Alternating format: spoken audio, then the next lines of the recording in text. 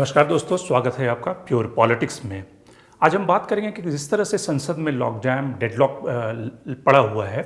और उसको लेकर पिछले 2 दिनों में कांग्रेस पार्टी के 2 महत्वपूर्ण सांसदों ने जो विचार रखे हैं, मनीष तिवारी और शशि थरूर। शशि थरूर ने सबसे पहले ये कहा कि समय आ गया है अविश्वास प्रस्ताव लाने का, यानी कि नो कॉन्फिडेंस मोशन सरकार के खिलाफ। और शशि थरूर के बाद मनीष तिवारी ने आज ये कहा कि सरकार के खिलाफ अविश्वास प्रस्ताव लाने की सभी विपक्षी पार्टियां हैं, उनको मिलकर ये कोशिश करना चाहिए और समय आ गया है कि अब पेगासस, फार्मस इशू और जिस तरह से कोविड में सरकार ने एक लापरवाही की, उनके खिलाफ अविश्वास प्रस्ताव लाया जाए। तो क्या सचमुच विपक्ष अपोजिशन सरकार के खिलाफ अविश्वास प्रस्ताव लाने वाला है या इसकी तैयारी हो रही है, या फिर अगर इस सेशन में नहीं तो क्या अगले सेशन में सरकार के खिलाफ विपक्ष जो है अविश्वास प्रस्ताव लाने की तैयारी में है? तो आखिर प्योर पॉलिटिक्स में हम बात करेंगे कि ये नो कॉन्फिडेंस मोशन होता क्या है, किस तरह से लाया जाता है, इसके इम्प्लीकेशन क्या हैं, इसका महत्व क्या है और इससे आखिर होगा क्या। क्योंकि सरकार के पास तो नंबर्स हैं, तो फिर वैसी स्थिति में अपोजिशन अगर अविश्वास प्रस्ताव की बात कर रहा है तो इसके पीछे का मतलब क्या है, इसके पीछे के नेतार्थ क्या है, इसके पीछे के इम्प्लीकेशन क्या है। तो प्योर पॉलिटिक्स में बात अपोजिशन का बढ़ता दबाव मोदी सरकार के ऊपर। तो सबसे पहले शुरुआत करते हैं कि जिस तरह से शशि थरूर ने और मनीष तिवारी ने इस बात को रखा है कि अब सारी विपक्षी पार्टियों को एकजुट हो जाना चाहिए सरकार के खिलाफ अविश्वास प्रस्ताव लाने के लिए। तो आखिर ये अविश्वास प्रस्ताव है क्या, ये नो कॉन्फिडेंस मोशन है क्या और इसके लाने से होगा क्या। पिछले कुछ दिनों में आपने देखा होगा कि संसद का जो मानसून सत्र है वो लगभग वॉश आउट सेशन है, यानी कि कोई कामकाज सरकार के एजेंडे के हिसाब से तो हो रहा है, लेकिन लोकतंत्र और पार्लियामेंट्री डेमोक्रेसी के हिसाब के एजेंडे के हिसाब से नहीं हो रहा। यानी कि पार्लियामेंट्री डेमोक्रेसी का काम क्या है? पार्लियामेंट्री डेमोक्रेसी का काम है कि किसी भी लेजिस्लेशन को बनाने के पहले उसकी स्क्रूटनी होनी चाहिए, उसकी छानबीन होनी चाहिए कि कहीं कोई गलत कानून तो हम नहीं बना रहे हैं। उसके लिए पार्लियामेंट स्टैंडिंग कमेटी का फोरम है या फिर संसद का फोरम है, जहां पर जो मेंबर्स ऑफ पार्लियामेंट हैं वो डिबेट करते हैं उस बिल की बारीकियों को लेकर, और उस स्क्रूटनी के बाद विधेयक पारित होता है, वो कानून की शक्ल लेता है। दूसरा जो काम है, किस तरह से चेक बैलेंसेस रखना, यानी कि ढेर सारे ऐसे जो पूरे देश भर में ऐसे घटनाएं घट रही हैं, उसको सरकार की नोटिस में लाना, और अगर कहीं पे कुछ गलत हो रहा है तो उस पर चर्चा करके सरकार को एक तरह से बाध्य करना कि सरकार एक करेक्टिव मेजर्स ले। लेकिन इस मॉनसून सत्र में जिस तरह से पेगासस के इशू पर, जिसमें कि आपने देखा होगा किस तरह से अपोजिशन पार्टियों के नेताओं के फ़ोन टैप के आरोप लगे हैं, जर्नलिस्टों के फ़ोन टैप के आरोप लगे हैं, जजेस के फ़ोन टैप के आरोप लगे हैं, उस मुद्दे को लेकर विपक्ष लगातार सरकार को घेरने की कोशिश कर रहा है। विपक्ष की मांग है कि सरकार इस मुद्दे पर चर्चा कराए, बाकी मुद्दों पर चर्चा बाद में हो जाएगी, लेकिन पहले पेगासस पे चर्चा हो। हालांकि राज्यसभा में कोविड के मुद्दे पर चर्चा हुई, लेकिन उसके बाद से विपक्ष अब पेगासस के मुद्दे पर चर्चा चाहता है। सरकार बिल्कुल पेगासस को छूना नहीं चाहती, यहाँ तक कि जो क्वेश्चन आंसर में एक सवाल किया गया था उसका भी सरकार ने जवाब देने से मना कर दिया है। सरकार ने यह कहा है कि चूंकि सुप्रीम कोर्ट के सामने मामला लंबित है, इस सब जुडिस है, इसलिए इस मामले पर सवाल जवाब नहीं दिया जा सकता, इसका जवाब नहीं दिया जा सकता। तो यानी कि सरकार पूरी तरह से पेगासस इश्यूज को छूना तक नहीं चाहती है। तो वैसे में अब विपक्ष के पास ऑप्शन क्या है? विपक्ष के पास ऑप्शन ये है कि मानसून सत्र के अगले 4-5 दिन बचे हैं, और जिस तरह से वो लगातार पिछले कुछ दिनों में संसद में किसी भी बहस से बचता रहा है, और सरकार की किसी भी जो संवैधानिक कामकाज होते हैं, बिल्स होते हैं, उसके डिस्कशन से बचता रहा है, तो विपक्ष अपने इस एकजुटता को बरकरार रखे और संसद का मानसून सत्र एक तरह से इसी तरह से खत्म हो जाए, और फिर जब विंटर सेशन आए उसमें विपक्ष अपनी मजबूती के साथ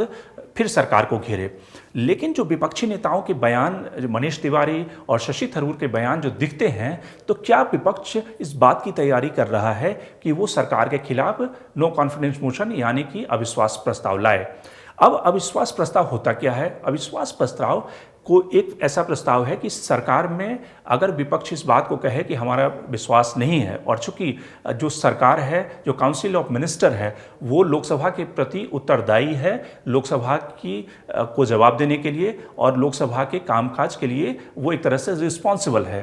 तो वैसी स्थिति में अगर 50 सांसद ये लिखकर सरकार के खिलाफ अविश्वास का प्रस्ताव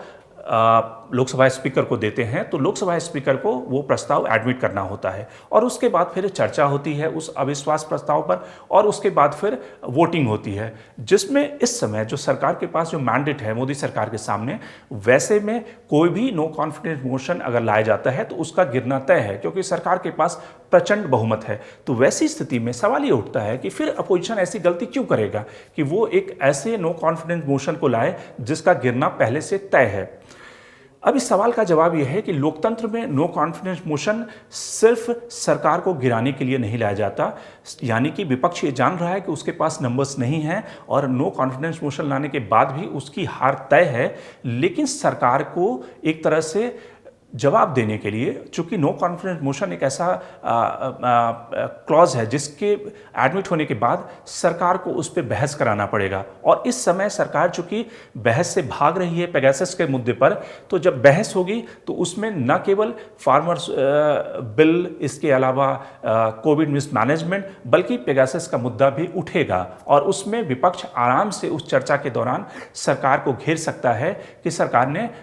विपक्षी नेताओं की और तमाम जो अलग अलग पार्टियों के नेता हैं उनकी जासूसी कराई। सरकार उस बहस से भाग नहीं सकती। तो इसलिए पहला जो एजेंडा सरकार विपक्ष का है कि नो कॉन्फिडेंस मोशन के जरिए वो सरकार को बहस के लिए बाध्य करे, यानी कि सरकार को बहस करना पड़ेगा नो कॉन्फिडेंस मोशन एडमिट होने के बाद। चूंकि 50 सांसदों के हस्ताक्षर कोई मुश्किल काम नहीं है, तो इसलिए विपक्ष ऐसा कर सकता है कि सरकार को बाध्य करे बहस करने के लिए, और उस बहस में एक तरह से विपक्ष जिसको कहते हैं पॉलिटिकल कैपिटल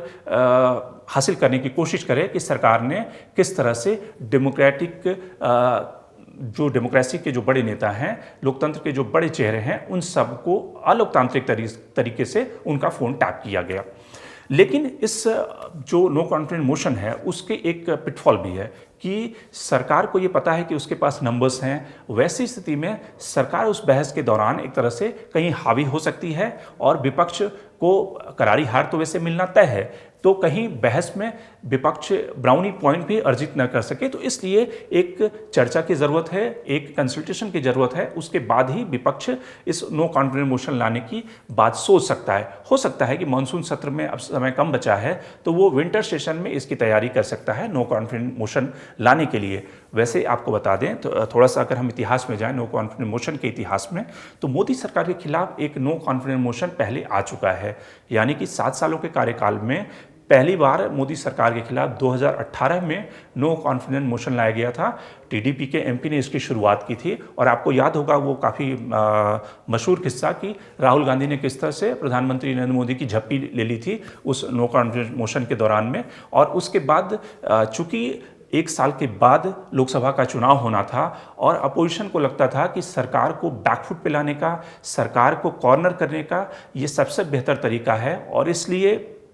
जो राफेल विमान की खरीदारी को लेकर कांग्रेस लगातार एलिगेशन लगाती रही थी, तो उस नो कॉन्फिडेंस मोशन के दौरान राहुल गांधी ने काफ़ी तीखे सवाल उठाए थे। और किस तरह से उन्होंने सवाल उठाए थे कि फ्रेंच प्रेसिडेंट के साथ में जो गवर्नमेंट टू गवर्नमेंट कॉन्ट्रैक्ट हुआ था उसमें कई सारे ऐसे क्लॉज थे, और जब उनकी मुलाकात हुई थी फ्रेंच प्रेसिडेंट के साथ, तो कहीं ना कहीं उन्होंने कहा था कि नो सेक्रेसी का कोई क्लॉज नहीं है, ये गवर्नमेंट टू गवर्नमेंट कॉन्ट्रैक्ट है, और उसमें कई सारी एनॉमलीज थी जिसको राहुल गांधी ने नो कॉन्फिडेंस मोशन के दौरान उठाया था। ये अलग बात है कि वो नो कॉन्फिडेंस मोशन जो अविश्वास प्रस्ताव था वो गिर गया था, क्योंकि सरकार के पास पिछले लोकसभा में भी प्रचंड बहुमत था।